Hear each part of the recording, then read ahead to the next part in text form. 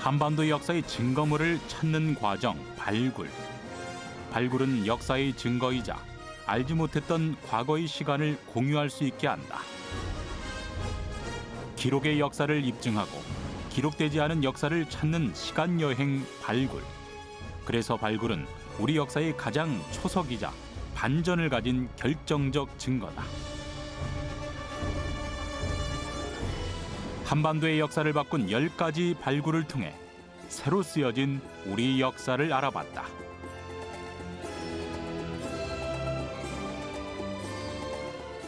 발굴 현장을 직접 뛰고 잃어버린 시간을 찾는 고고학자들. 그들에게서 생생한 발굴 이야기를 들어봤다. 굉장히 재밌는 현상이거든요. 좀 미스테리하다고도 볼 수 있죠.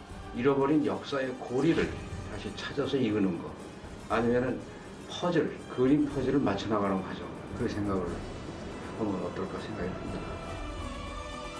우리가 몰랐던 역사의 고리를 푸는 비밀 열쇠의 발굴. 잃어버렸던 시간의 퍼즐 조각은 무엇이었을까? 지금부터 미스테리하며 흥미로운 발굴 현장으로 찾아가 보자.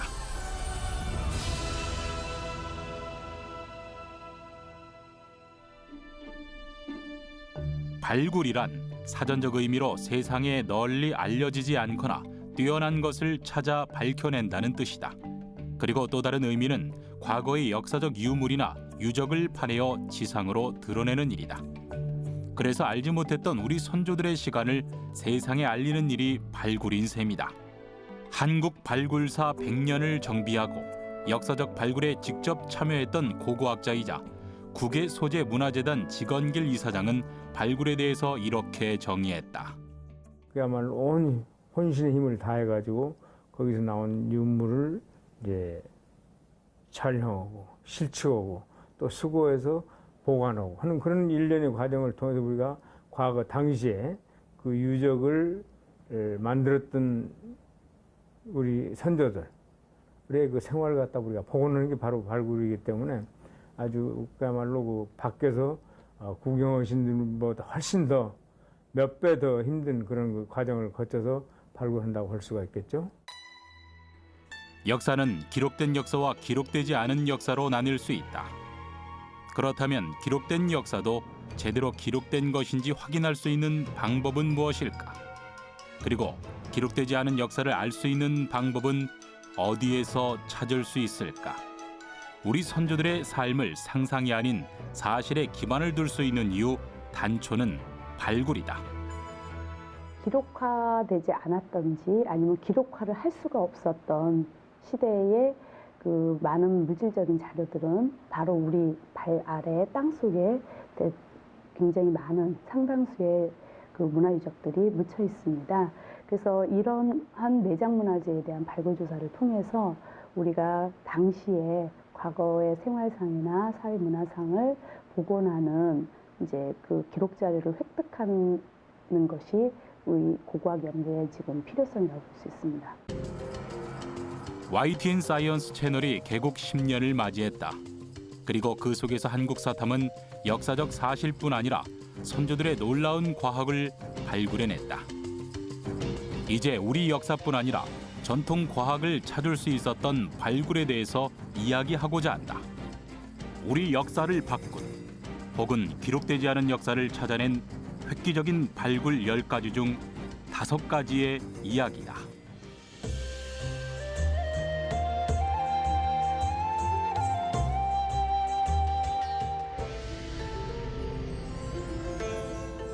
때는 고구려 백제 신라가 한반도의 영토를 두고 치열한 경쟁을 할 때이다. 만주와 한반도 북부의 척박한 땅, 거기에 추운 날씨까지 고구려는 한반도의 남쪽으로 눈을 돌리기 시작했다.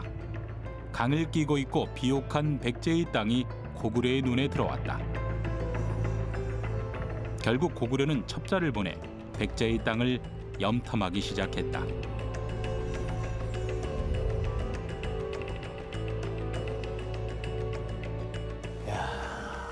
이거 진짜 좋은 땅이야. 에? 강도 있고 산도 있고 저 곡식 좀 잘하는 것 좀 보시죠. 아니 고구려인들은 추수하는 것들이 다 부족한데 이 땅은 그런 건 없어 보입니다. 그죠? 많이 내려왔다고 생각했는데 조금 더 내려가야 될 것 같습니다. 개성 및 한강 이남까지는 와야 할 것 같습니다. 그래야 우리 고구려 사람들도 발 뻗고 마음 편하게 먹고 살 수 있을 것 같습니다. 맞는 말이오. 맨날 말 타고 곡식 구하러 있고 식량 구하고 다니는 거 지겹지도 않소 그거? 아무래도 백제를 쳐야 할 것 같습니다. 형제 나라인데? 형제의 나라니까요. 원래 고구려 사람이 이 나라를 세운 거니 우리는 이 땅을 함께 쓸 이유도 있는 것이오. 그렇죠. 그렇겠죠 그거? 백제의 땅을 칠 계획을 세우기 시작한 고구려. 그리고 그들을 지켜보던 백제. 고구려의 계략을 간파하고 경계 태세에 돌입한다. 백제의 땅을 두고 고구려와 백제 그리고 신라가 각축을 벌이기 시작한 것이다. 고구려가 쳐들어간다! 고구려가 쳐들어간다! 고구려가 쳐들어간다!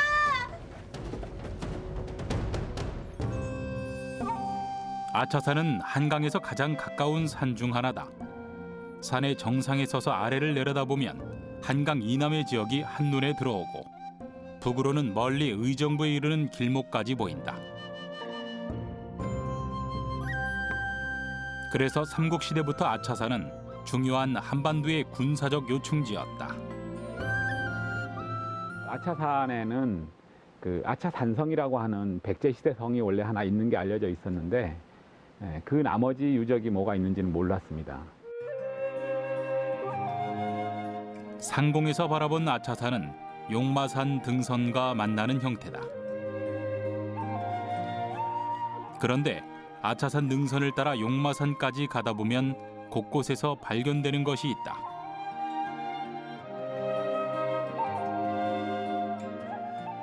바로 성벽이다. 아차산이 중요한 군사적 요충지였음을 확인시켜주는 유적이다. 이 성벽은 언제 누가 쌓은 것일까? 누구를 위해서 쌓은 것일까? 아니면 전쟁이 아닌 다른 용도의 성벽이었을까? 그런데 성벽이 산성인 것처럼 긴 형태도 있지만 중간중간 드러난 형태는 보의 형태도 띈다.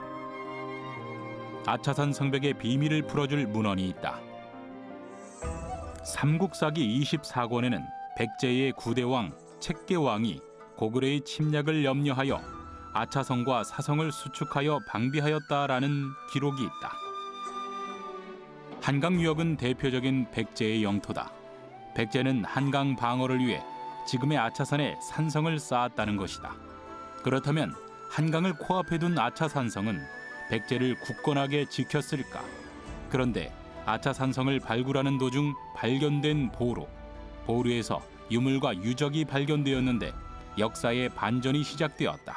1988년에 서울의 올림픽공원 몽천토성이라고 하는 백제 도성 중에 한 곳을 발굴을 했는데 거기에서 고구려 토기가 한 점이 나옵니다. 그래서 남한에도 고구려 토기가 있구나, 발굴이 되는구나라는 걸 알게 됐었고 1988년 서울올림픽을 치르면서 올림픽 공원을 만들었다. 그리고 공원을 조성하는 와중에 몽촌 토성 발굴이 새롭게 진행됐다. 백제의 첫 도읍지였던 지역에서 발굴된 몽촌 토성의 유물에서 고구려의 토기가 발견된 것이다. 남한 지역에 고구려 유적이 존재한다. 특히 한강변에 여러 군데 있을 수 있다라는 게 알게 됐고요. 그 이후에 이제 94년도 저희가 아차산 조사를 하게 되는데 그때 이제 학자들이 그 유물을 보고 몽촌 토성에서 나온 토기랑 똑같다는 거를 확인하고 그래서 이게 고구려 유적이다라고 알게 됐고 이후에 무려 아차산에서 21개소에 달하는 고구려 유적을 찾게 됐습니다.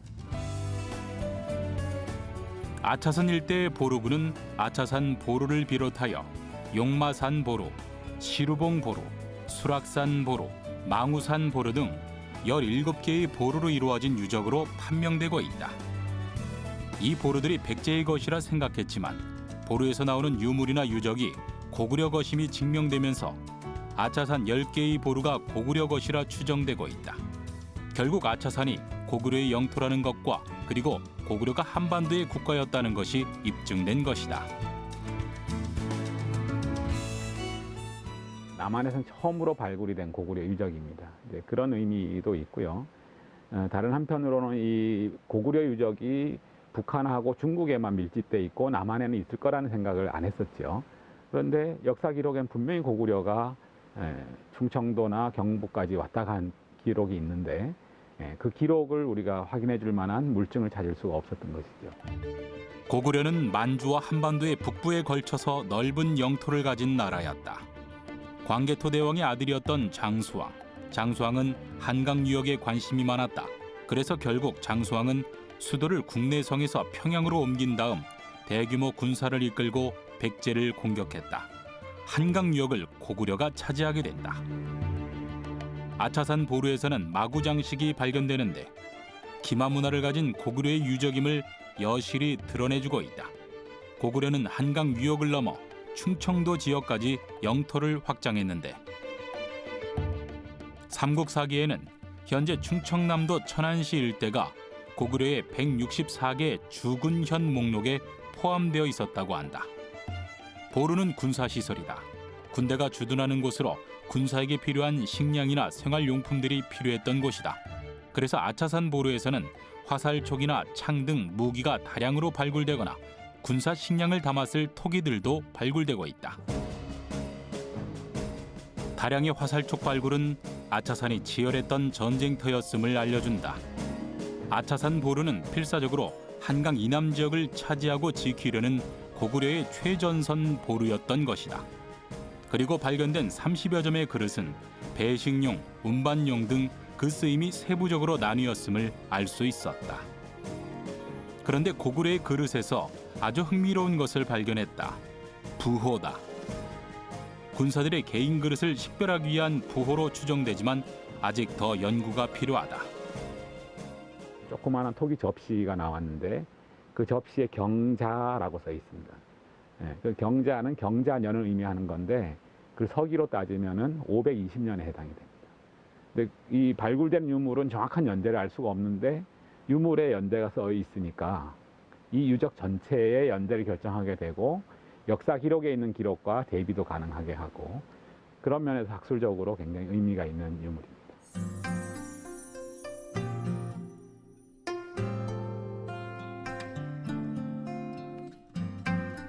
아차산 제2보루와 제4보루에서는 아차산 보루가 군사시설뿐 아니라 생활터전이었음을 알 수 있는 유적도 발견된다. 온돌이 발견된 것이다. 온돌과 쇠물의 발견으로 이곳이 대장간이 있었음을 알 수 있었다. 대장간에서는 주로 무기가 만들어졌을 것이다. 그리고 물을 가두었을 저수지도 발견했다. 변방에 주둔하면서 자급자족했을 고구려 군사들의 생활을 유추해 볼 수 있는 것이다. 고구려 입장에서는 대중국교류 바다를 통한 굉장히 그 큰 국가적인 정책의 변화였고 그것을 이 유적을 통해서 이제 밝혀내고 확인하게 됐다라는 의미가 있고요.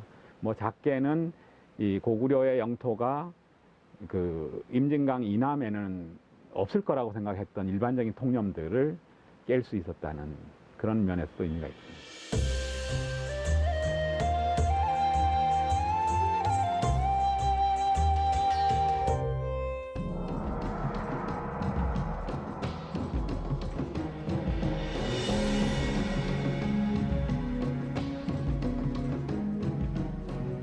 백제의 위덕왕은 아버지 성왕을 그리워하고 있다. 갑작스러운 아버지의 죽음에 아들 위덕왕은 정사를 등한시했고 신하들은 그를 걱정했다. 백제의 절체절명의 순간이었다. 고구려와 신라가 백제의 영토를 노리고 있었고 백제는 갑자기 왕을 잃었던 것이다. 염치 없는 신라놈들 같으니라고 우리 땅을 한강 일대는 원래 우리 땅이었소. 백제가 처음 나라를 세운 곳 한강. 슬퍼하지 마셔요. 당신이 곧 찾아오실 거잖아요. 전하, 고정하시옵소서. 백제의 기원인 곳을 고구려가 뺐더니 이제는 신라가 우리 아버님이 다 찾은 거나 마찬가지인데 진흥왕 나쁜 놈.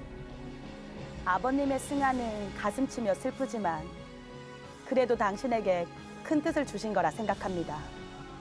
아버님이 이루지 못한 일을 당신이 해내야 합니다. 왕비마마 말이 맞습니다.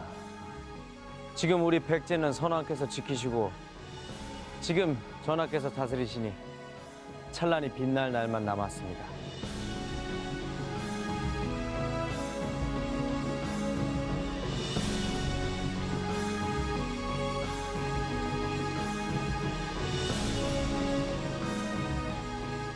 신라하고 백제가 뭐 이렇게 서로 동맹을 맺어가지고 고구려의 남진 정책을 계속 저항을 하고 있었거든요. 그런데 이제 신라가 갑자기 이 백제 영토를 쳐들어온 겁니다. 그러니까 백제하고 신라하고 연합해서 되찾은 한강 유역을 신라가 다시 차지했어요. 그래서 그거에 대한 말하자면 뭐 보복이라고 할까 막 반응으로 백제가 신라를 치게 됩니다. 고구려에게 한강 유역을 내준 백제의 성왕은 신라와 연합해서 고구려를 쳐서 일부 영토를 회복하지만 신라가 다시 백제의 영토에 쳐들어오고 연합했던 신라와 전쟁을 벌인다. 그 전쟁에서 성왕은 목숨을 잃는다. 그의 아들이었던 위도광은 아버지를 위해서 사찰을 짓기로 한다. 그리고 사찰뿐 아니라 아주 특별한 물건도 제작을 한다. 바로 백제 금동 대향로다. 사찰에 쓰이던 향로입니다. 그래서 처음에 이게 향로가 발굴됐을 때 한쪽에서는 뭐라고 하냐면 선대왕에서 받아서 쓰는 그런 그 진귀한 하나의 기물이다 이런 표현까지 했는데 그런지 모르겠습니다만 어쨌든 문양의 여러 가지 화려한 문양인지 의미라든지 또 크기라든지 이런 걸 봐서 충분히 그런 유추가 가능한 그런 유물이라고 봅니다. 다시 말해서 전사하신 백제 26대 성왕을 추모하기 그 추복 사찰에서 쓰여지던 물건이다 이런 결론이 나옵니다. 백제 금동 대향로. 금세 날아오를 것 같은 봉황과 상상 속 무릉도원을 연상시키는 산과 나무, 동물들까지 세밀하고 아름답다. 현대에서도 이렇게까지 자세히 표현할 수 있을까 싶다. 그리고 향로 전체가 금으로 쌓여 있다. 금으로 만든 향로. 이 화려하고 아름다운 향로에는 아버지를 향한 그리움과 다시 영토를 되찾겠다는 의지가 서려 있다. 단순하게 그 백제의 어떤 뭐 조형적 미를 나타내는 게 아니고 백제인들의 이상향, 도교적 세상각, 무의자연, 불로장생의 세계를 표현한 거기 때문에 여러 가지 문양이 많이 들어가 있다고 생각합니다. 한마디로 말해서 당시에 백제인들이 생각했던 도교적 세계관, 도교적 이상형입니다.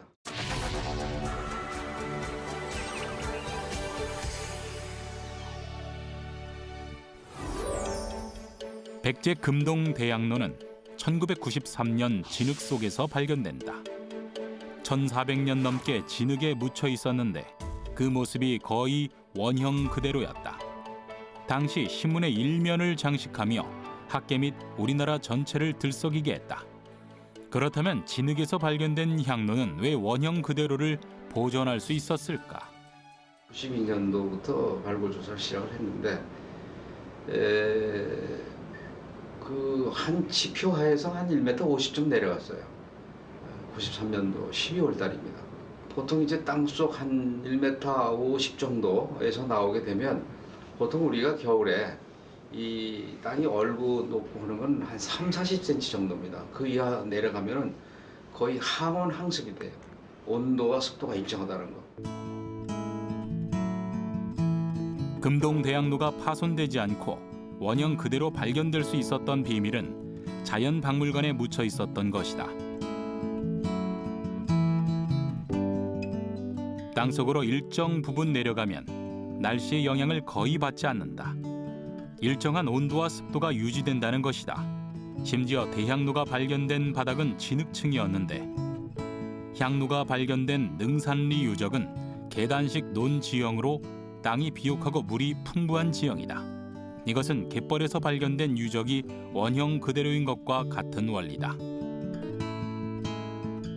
진흙층이었다는 것은 일정한 온도의 물이 밑에서 흐르고 있다는 것, 습도도 일정하게 유지된 것이다. 우리가 박물관에 가면 유물에 따라 온도와 습도를 달리해서 보관한다. 금동 대향로는 자연박물관에 묻혀 있었던 것이다. 우리가 박물관에서 유물을 보관할 때 이 창고에 항원 항습이 가장 중요합니다. 근데 항원 항습이 가령 의복이라든지 뭐 서류라든지 또 책이라든지 목가구 이런 유기물하고 또 금속 제품하고 또 아니면은 뭐 이런 그 도자기라든지 토기 이런 것들에 따라서 그 조건이 달라집니다.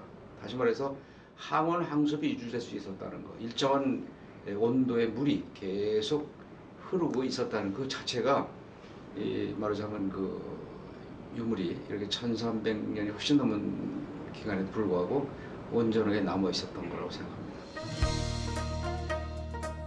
백제 금동 대학로의 두 번째 비밀은 85대 15다. 금동 대학로의 크기는 직경 약 19cm에 무게는 18kg에 달하는 큰 향로이다. 이름에서도 알 수 있듯 금으로 쌓여 있는 향로인데 이 향로를 분석해보니 주조 방식으로 제작된 향로였다. 85대 15는 구리와 주석의 합금 비율이다. 이 비율은 현대에서도 가장 정확한 합금 비율로 이미 삼국시대부터 이 비율을 알고 있었다는 자체가 놀라운 것이다. 이 향로를 분석을 해보니까 구리하고 주석의 합금이 약 85대 15 정도로 하고 그 다음에 납이 한 0.07% 들어있습니다. 근데 납은 이건 아마 일부러 집어넣은 그 합금이 아니고 자연 상태에서 있었던 납이 아니라 싶습니다. 그거를 가장 적합한 합금 비율을 그 당시 백제 사람들은 알았던 것 같습니다. 또 하나는 이제 도금 방법인데 수은 아말감법이라고 합니다. 수은 아말감법은 금을 다루는 최고의 기술로 금과 수은의 끓는 점을 이용해 순수한 금을 얻는 과정이다. 그래도 제 최고의 재료인 금으로 만들어야 뭐가 좀 나지 않겠습니까? 예? 그렇죠. 금동으로 해야겠지요. 그렇죠. 금동으로 해야지요. 아 근데 그 금으로 그 어떻게 그걸 오랫동안 내려온 백제의 기술이 있지 않습니까?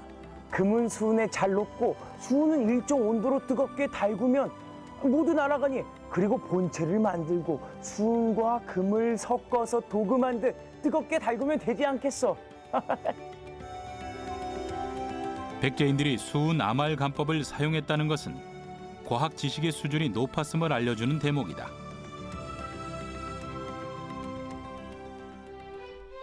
유럽에서는 중세 이후에나 사용되었던 기술 수은 아말감법.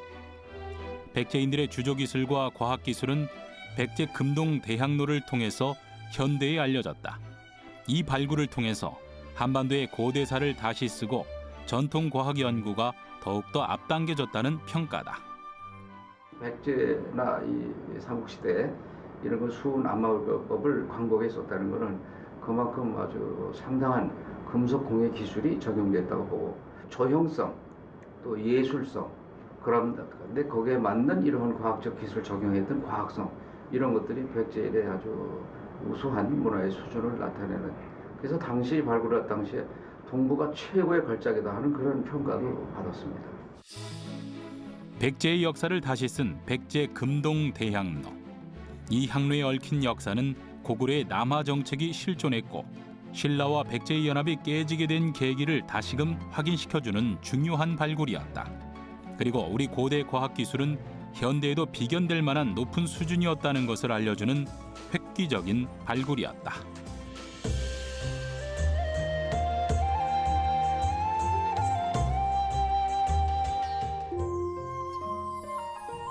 한강의 첫 주인은 백제였다.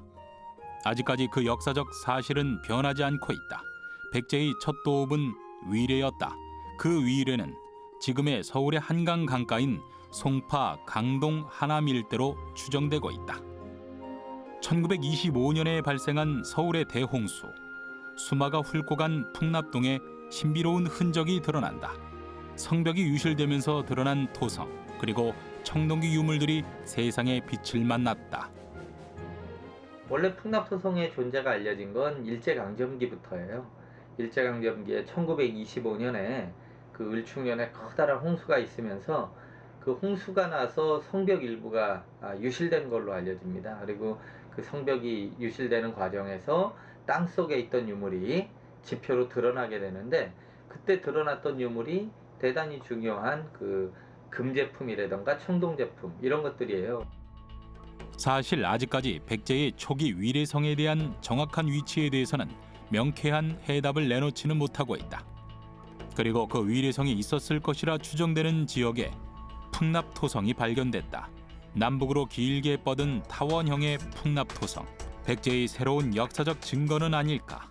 일제강점기를 거치면서 우리나라 학자들은 풍납토성을 위례성이라고 생각하기보다는 그 강가에 흙으로 만든 그러한 성이라는 이유로 우리나라 전통적인 산성하고 좀 다르다.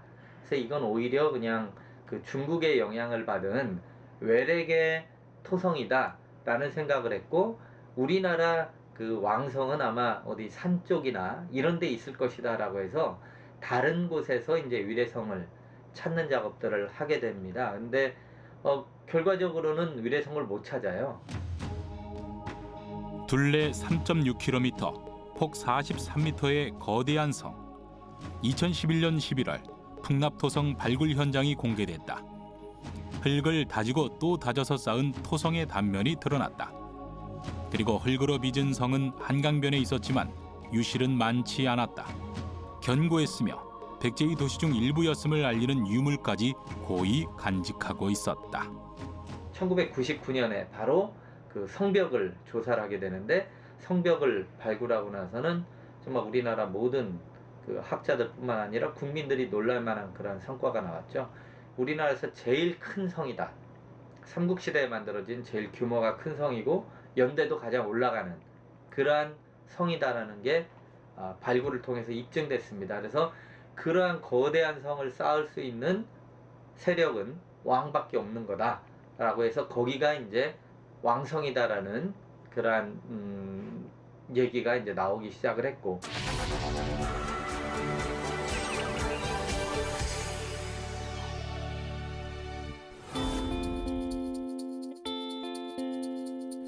풍납토성에서 쏟아진 유물 개수만 해도 수만 개였다. 토성의 크기만 해도 몽촌토성의 2배이고 전국 최대 규모라고 꼽힌다. 그리고 1600년 동안 토성의 모습을 간직할 수 있는 이유가 학계의 관심을 모았다. 토성이 무너지지 않고 물에 휩쓸려 가지 않는 공법. 현대 건축 공법에도 뒤지지 않을 공법에 그 비밀이 있었다.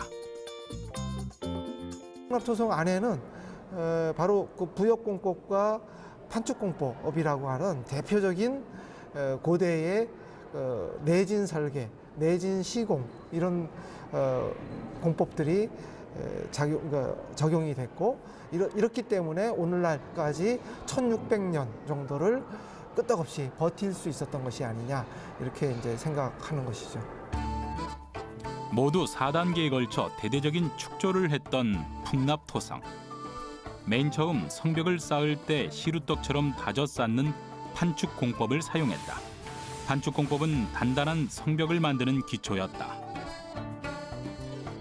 그리고 진흙과 나뭇잎, 나뭇가지를 번갈아 쌓는 기법으로 바로 부엽공법이다. 산에서 나무 심는 것처럼 그 흙이 무너지지 않도록 잡아주는 역할을 하는 기법인데, 일종의 지반이 약한 곳에서 주로 쓰이는 기법 중에 하나입니다. 매년 100만 명이 동원돼야 오늘날의 콘크리트처럼 단단하게 축성이 가능했을 것으로 추정되는 풍납토성. 하지만 당시 백제의 추정 인구는 70만 명. 풍납토성은 누가 무엇을 위해 만든 성일까? 몽촌토성은 풍납토성보다 빨리 발견되었고 그 규모는 상당해 초기 백제의 수도였던 위례성이라 확실시되는 지역이었다.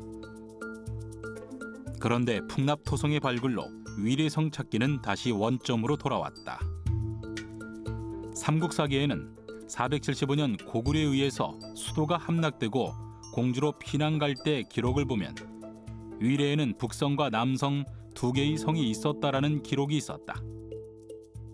바로 그러한 모습이 풍납토성하고 몽촌토성에서 딱 맞아 떨어지기 때문에 처음에 이제 위례성으로 있던 곳이 하나가 더 만들어져서 전체적으로 도시가 한성이라는 이름으로 바꿔 불리게 되었고, 한성에는 2개의 왕성이 있었다. 이제 이런 식으로 이해할 수 있는 그런 계기가 됐습니다. 풍납토성에 대한 연구는 지금도 활발하다. 풍납동 일대와 방이동 일대에서 백제의 왕릉과 고분이 계속해서 출현하고 있어 풍납토성이 백제의 위례성일 수도 있다는 확신은 커지고 있다.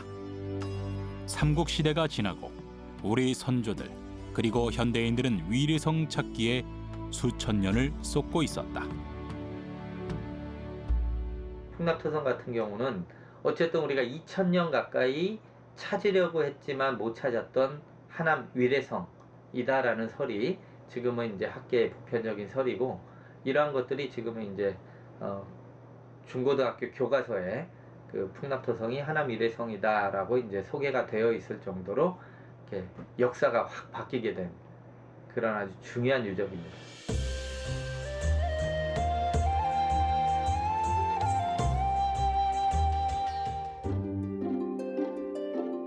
(1978년) 경기도 연천 고고학 출신의 미국인 군인 보에는 한탄강에서 세계 역사를 뒤흔든 돌 하나를 발견한다. 우리나라 정말 구석기 역사를 새롭게 세계에 알렸던 유적이 바로 한탄강변에 그 막 돌들이 강변에 많이 있었잖아요. 그러한 그 강변을 거닐던 미국 병사가, 미군이었죠. 주한미군, 소위 주한미군이 그 인류학, 고고학을 전공했던 그러한 대학생이 파견을 와 있다가 강변을 거닐다가 주워보니까 그게 주먹도끼였던 거예요. 이러한 것들이 지금은 정말 우리나라에서 가장 유명한 구석기 유적이 됐죠. 한탄강과 임진강이 만나는 이곳. 이곳은 한반도에 가장 처음 사람이 살았던 모습을 간직하고 있다. 바로 전곡리 구석기 유적이다. 1978년 처음 발견되어 1979년부터 현재까지 10여 차례의 발굴 조사가 이루어지고 있다.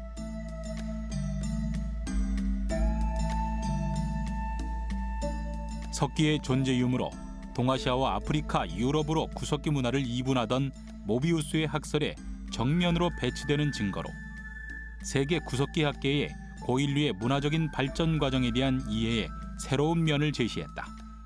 전곡리 유적의 발굴은 주먹도끼는 서양에만 있고 동양에는 없던 문화라는 학설을 뒤엎은 것이다. 주먹도끼는 타원형 또는 삼각형 모양으로 양쪽 면을 모두 고르게 손질 가공한 것이다. 석기의 옆면이 마치 두 손바닥을 모은 모습을 한 것이 특징이다. 주먹도끼는 그 주먹도끼의 그 몸체의 기류축을 중심으로 해서 양날이 대칭을 이루고 있기 때문에 아마 주먹도끼를 그 제작했던 우리의 먼 조상들은 대칭성에 대한 개념, 일정한 형태에 대한 개념이 그들의 머릿속에 자리를 잡기 시작했다라는 것을 이제 알려주고, 중기구석기 시대에 들어와서는 우선 그 주먹도끼 크기가 작아집니다. 수학적 개념까지 사용되었던 한반도의 주먹도끼. 대칭의 개념이 적용되어 잡아 쥐는 것이 점점 편하도록 고안된 것이다. 이 주먹도끼의 발견은 세계 역사 학설을 뒤집은 것뿐만 아니라 우리 한반도의 수학과 과학 기술이 구석기 시대부터 존재했다는 것을 알려준다. 구석기 시대 석재 재질을 보면 한반도에서 쉽게 구할 수 있는 돌감이다. 돌로 다른 돌을 깨서 형태를 다듬는 것이 가장 초기의 석기 제작 방법이다. 그렇다면 이미 구석기인들은 물리적 힘의 비례에 대한 지식이 있었던 것이다. 수십만 년 전에 우리 선조들은 한반도에 살았고 도구를 만들고 살았다. 사실 전곡리 유적은 한반도의 역사의 최소 역사 시간을 알려준다. 우리나라에서 50만 년 이전의 유적은 확실한 거는 그래도 전곡리밖에 없습니다. 그런 의미로 우리나라에 사람이 언제부터 살았을까 할 때는 50만 년이라는 그 기준 자체, 물론 그 이전도 살 수 있죠. 그렇지만 고고학적으로 이제 우리가 내놓을 수 있는 게 전곡리 유적이라고 할 수 있기 때문에 우리 한반도에 사람이 언제부터 살았나를 답할 수 있는 유적입니다.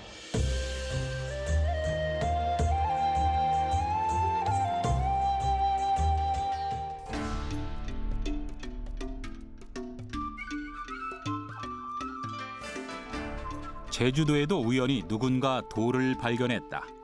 때는 해안 관광 도로 확장 공사가 한창 진행 중이던 1988년이었다. 그리고 그 도로를 만들던 공사에서 시간에 갇혀있던 고산리 유적이 발견됐다. 발굴을 시작해보니 우리나라에서 최고 오래된 신석기 유적이었다. 토기를 사용하고 농사를 지었던 흔적이 발견된 것이다. 가장 척박한 제주도에서 신석기 유적이 발굴된 것이다. 신석기 시대에 넘어가면 소위 토기라는 걸 만들어 쓰고 그 다음에 농사를 짓는다라는 게 그 문명사에서 대단히 획기적인 사건인데, 그러한 이제 신석기 시대는 한반도에 전체적으로 다 이렇게 유적들이 분포하고 있지만 지금까지 발견된 가장 오래된 유적은 또 저 남측 제주도에 있어요. 1만 년 전 한반도. 마지막 빙하기가 끝나고 신석기 시대가 막을 올리는 시기였다. 이때 한반도에서 떨어져 나가 섬이 된 제주도. 이 섬의 한 해안가에서 사람들이 모여 살기 시작했다. 1만 년 후 제주도 고산리. 오랜 시간 동안 다져진 땅에서 직경 4.5m가량의 원형 집터가 발굴됐다. 1만 년 전의 제주도에서는 수렵 생활과 농사가 함께 이루어졌다. 그래서 식량을 담을 토기가 필요했을 것이다. 제주도에서는 특이한 토기가 발견되는데 제주도의 모래 성분 때문에 만들어졌을 것이라 추정된다. 모래 성분의 흙에 식물 줄기를 섞어 빚은 식물성 섬유질 토기를 만들었다. 화산섬인 제주도의 모래 성질을 파악해서 집을 짓고 도구를 만든 것이다. 그리고 제주도라는 섬의 특징과 돌이 많은 지형으로 만든 도구가 있다. 시선을 사로잡는 주먹만한 4개의 돌덩어리. 가운데 일정한 간격으로 홈입하였다. 분명 뭔가로 휘가 맞던 흔적이다. 이 유물의 정체는 바로 어망추. 어망추는 그물에 매달아서 그물이 물속에 가라앉게 하는 어로 도구다. 그물을 이용한 어로 활동은 많은 사람이 동원되어야 했던 만큼 집단 생활의 흔적으로 짐작할 수 있다. 다시 북쪽으로 올라오면서 동해안, 서해안 뭐 이런 데도 이제 많은 유적들이 나와서 그런 유적도 굉장히 의미가 있고. 무령왕릉은 백제의 중요한 고분이다. 발굴 당시 무령왕릉은 기존의 백제 무덤과는 달리 전혀 도굴당하지 않은 완전한 상태로 발견되어 더욱 사람들의 관심을 끌었다. 1971년 여름에 시작된 무령왕릉 발굴. 위대한 발견임에도 불구하고 당시의 여러 사정으로 인해 급하게 서둘러 발굴 조사를 진행한 결과 여러 가지 문제점들이 나타났다. 실질적으로 발굴을 했다면 몇 달 걸릴 그런 그 엄청난 발굴이었는데 갖다가 2박 3일 동안에 맞춰버렸단 말입니다. 근데 여러 가지 주변의 요건 때문에 어쩔 수 없이 그렇게 휘말려 들어가지고 이제 그렇게 그 단시일 내에 맞출 수밖에 없었는데 비단 그것뿐만이 그건 극단적인 예입니다만은 그밖에 딴 발굴에서도 발굴하고 나면 항상 좀 뭔가 후회스럽고 미지런 점이 남게 마련이죠. 일제강점기에 시작된 근대적 발굴은 주먹구구식이었고 잘못된 식민사관으로 오히려 유물과 유적을 망치는 잘못된 발굴로 이어졌다. 일제강점기가 끝나고 발굴에 대한 관심과 지식을 처음부터 바로잡으려는 노력들이 나타나기 시작했다. 옛날 유적이나 유물에 대한 관심은 벌써 그 전부터 있었어요. 예를 들면 그 최초로 이 우리 고고학적인 유물이나 유적에 관심을 보였던 거는 그 고려 시대에 그 후기 이규보의 이규보가 쓴 책의 문집에 보게 되면 거기에 그 익산 전라북도 익산 그 고인돌에 관한 기사가 있습니다. 조선의 학자 이규보는 발굴과 유물에 큰 관심을 보였다. 동국 이상국집에 그는 금마군으로 향하려 할 때 이른바 지석이란 것을 구경했다고 적었다.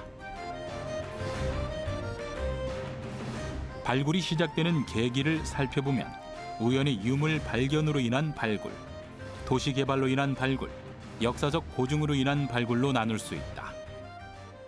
학술 발굴이라는 거는 이제 사적으로 지정되어 있다든지 아니면 학술적으로 중요한 유적이라고 판단되는 이제 몇몇 유적들이 있습니다. 그래서 어떤 연차적인 계획이라든지 장기적인 조사 연구 계획에 의해서 이루어지는 것이 학술 발굴이고요. 말씀드렸던 구제 발굴은 공사를 하기 위해서는 먼저 지표 조사를 해야 되고 그 지표 조사에서 유적이나 유구가 있다라고 판단이 되는 있을 가능성이 많다고 생각되는 곳에 대해서는 시굴 조사를 하라는 명령이 떨어질 수 있습니다. 우리나라는 대부분 개발이나 우연한 계기로 발굴이 시작된다. 그래서 발굴을 다시 크게 나누면 학술 발굴과 구제 발굴로 나뉘는데 구제 발굴은 개발로 인해서 발견된 유물을 구제하는 발굴을 말한다. 학술 발굴은 사적이나 중요 유적으로 판단되면 조사 연구 계획을 해서 발굴하는 것이다. 유적이나 유물을 발굴해야 하는 것으로 판단되면 우선 지표 조사를 시작한다. 그리고 시굴 조사로 이어지는데 시굴 조사는 유적이나 유물 근처의 땅을 파내서 땅 속에 또 다른 유물이나 유적을 찾는 것이다.